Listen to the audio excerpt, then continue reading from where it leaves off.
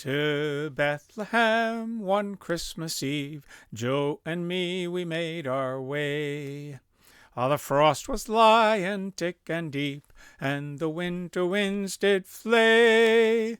The winter winds did flay, me boys, they chilled us to the bone.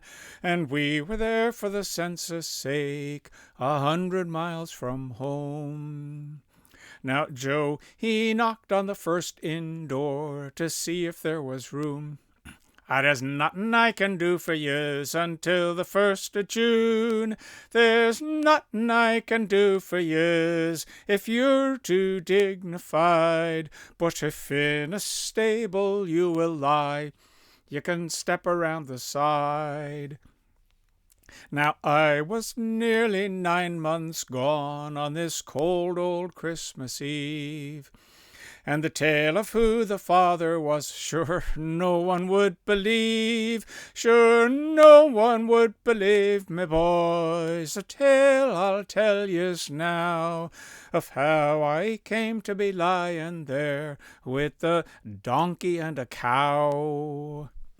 Now Joe, he was a nice old fool who thought babies came from God. I didn't like to contradict, he was such a nice old sod.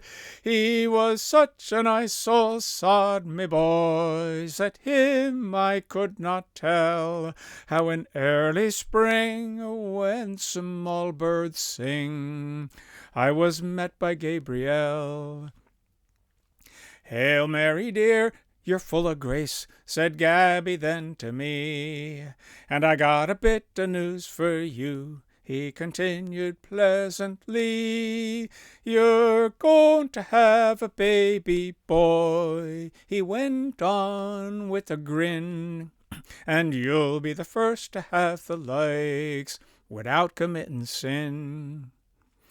Well, it came to me as quite a shock to hear this bit of news, that I was going to have a babe, the first of the Christmas Jews, that I was going to have a babe, the Saviour of yous all.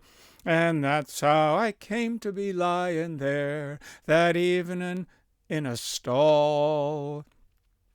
Now Joe, he was pacing up and down, and he was shaking like a leaf, and when the baby boy was born, he heaved a sigh of relief.